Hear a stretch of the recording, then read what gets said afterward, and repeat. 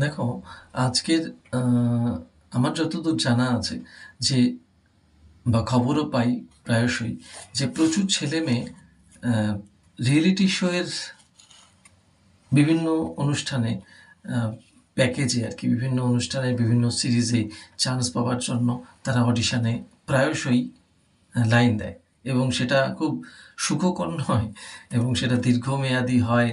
বহু ঝড় ঝাপটা উপেক্ষা করে মায়েরা বিশেষত তাদেরকে নিয়ে সেই সব অনুষ্ঠানগুলোতে অ্যাটেন্ড করেন, কারণ পুরুষদের তো সময় হয় না, তারা চাকরিতে ব্যস্ত থাকেন, তো বাবাদের পক্ষের তো সম্ভব হয় না।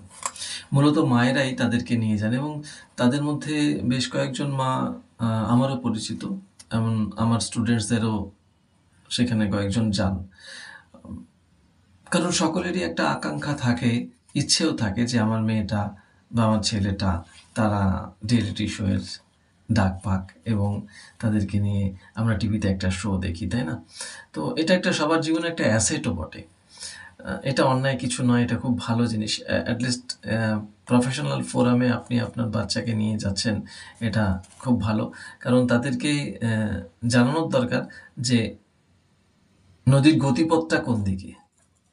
অ্যাটলিস্ট তারা ফার্স্ট হোক বা সেকেন্ড হোক, চান্স পাক বা না পাক, অ্যাটলিস্ট তারা পরিবেশের সাথে মানিয়ে নিতে নিতে বড় হোক, দ্যাট ইজ অ্যাপ্রিসিয়েবল।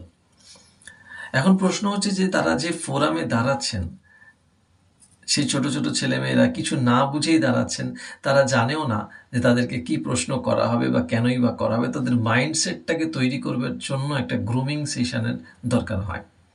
তো সেটা আমি বরাবরই আমার ক্লাসে করবার চেষ্টা করি। হাত জোর করে শিশু ভোলানাথ এমনটা ঠিক ক্লাসে হয় না আমার। কারণ এখানে প্রফেশনালি সে মানে ওদেরকে গ্রুম করার চেষ্টা করি, আর এটি চেষ্টা করি যেহেতু আমি প্রায় বহু বেশ কয়েক দশক ধরে এই শিল্পটার সাথে জড়িত আছে। প্রফেশনালি কখনোই করিনি, কিন্তু এটা আমার জীবিকা নয়, কিন্তু আমার এটা ভালো লাগা।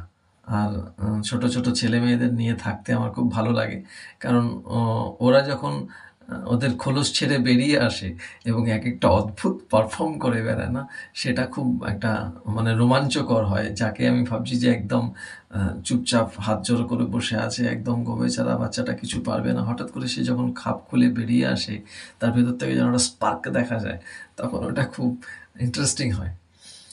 তো দেখুন, মূলত ৩-৪টে বিষয়ের উপরে আগামী ক্লাসেও আমি জানাবো।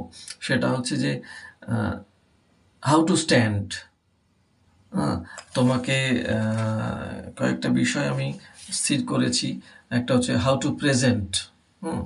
তুমি যে প্রথমত এই লাইনে দাঁড়ানো থেকে শুরু করে স্টেজে চলে আসা, তুমি যে পথটা দিয়ে আসছো, জুরিদের সাথে তোমার দেখা, ইয়েস নো গুড মর্নিং, এই পুরো ফেজটাকেই তোমাকে একটা সেলফ ব্র্যান্ডিং করতে হবে। আমি সেলফ ব্র্যান্ডিংয়ের ওপরে আগেও আমার ফেসবুক এবং ইউটিউব চ্যানেলে দু একটা সেশন করেছি, সময়ের অভাবে সেগুলো আর আগে বাড়ানো হয়নি। বাবা মায়েদের নিয়েও ক্লাসে আমি ছিলাম। সেলফ ব্র্যান্ডিংটা ভীষণ দরকার। সেলফ ব্র্যান্ডিংটা আমরা করি, না জেনে করি।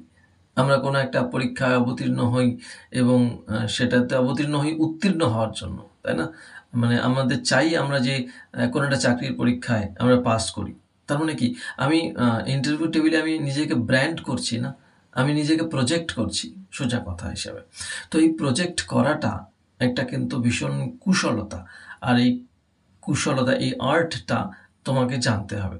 অর্থাৎ তুমি যে প্রফেশনাল ফোরামে যাচ্ছ, সেখানে জুরিরা তোমার কাছ থেকে ঠিক কী চাইছেন, কেন আরও 50টা বাচ্চা, আরও 200টা 250টা বাচ্চা বা আরও বেশি সংখ্যক বাচ্চার মধ্যে থেকে তারা 2টো বা 3টে বাচ্চাকে সিলেক্ট করে তাদের ফোরামে দেখাতে চান। ঠিক কী কী গুণ থাকলে তোমাকে সেখানে নিয়ে যাওয়া হবে। শুধুমাত্র ভালো গান গাইলে বা ভালো কবিতা বললেই যে তুমি সেখানে একেবারেই যাবে এবং গিয়ে সেখানে মাত করে দেবে, সেরকম ব্যাপারটা কিন্তু নয়। এর প্রজেকশনটা কিন্তু অল ওভার। তোমার লাইফস্টাইল, তোমার চিন্তাধারা, ছোট ছোট জিনিস। একটা বাচ্চা সে যখন স্পর্শকাতর কিছু বিষয়ে চিন্তা ভাবনা করে, যেমন ধরুন পরিবেশ বিষয়ে, সে বলতেই পারে আমাদের চারদিকে পলিউশনস, হ্যাঁ, সে বলতেই পারে যে বৃক্ষরোপণ হয় না, রাস্তায় আহ, গাছের অভাব, আমাদের পরিবেশের একটা ভারসাম্য নষ্ট হচ্ছে, সে এইসব বিষয়ে চিন্তাশীল।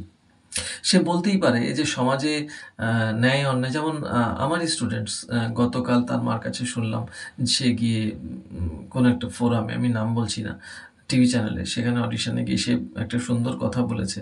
সেটা হচ্ছে যে আমি আইএএস অফিসার হতে চাই। এই যে তার মনের মধ্যে থেকে বেরিয়ে এসছে আইএএস অফিসার হতে চাই, তারপরে জায়গাটুকুতে তাকে আবার টেনে তুলতে হবে। তো শুধু তো সেটা বললেই হবে না, কারণ জুরিরা তার বিষয়ে জানতে চায় তুমি কেন আইএএস অফিসার হতে চাও। হুম তো তাকে এই প্রজেকশনটা দিতে হবে, তারপরে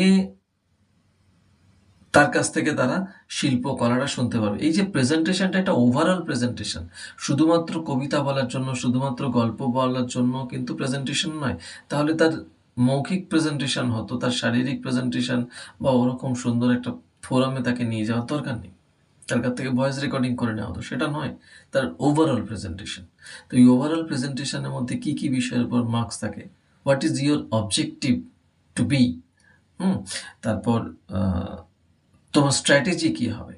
এক একটা ফোরামের জন্য এক এক রকম স্ট্র্যাটেজি হবে। তোমার সব রকম রিয়েলিটি শোয়ের চাহিদা সব রকম হয় না। কোনো কোনো কর্তৃপক্ষ কোনো কোনো বিশেষ বিষয়ের উপরে জোর দেয় এবং তারা সেই বিষয়ের উপরেই বাচ্চাদেরকে নিয়ে আসে। তো আমরা আগামী ক্লাসে আলোচনা করব বিশদে। তার আগে 4টি পয়েন্টস শুধু আমি বলে রাখলাম যে তোমার how to stand, how to present yourself, what is your objective, আর তোমাকে কিভাবে তুমি নিজেকে ব্র্যান্ড করবে, অর্থাৎ যেটা স্ট্র্যাটেজি তোমার, what is the strategy to crack the show performance. তো এইসব জিনিসগুলোর বিষয়ে তোমাদেরকে আগামী সপ্তাহে আমি একটা ছোট্ট সেশন রাখবো এবং সেখানে তোমরা গুরুত্ব দিয়ে সেগুলো শোনো।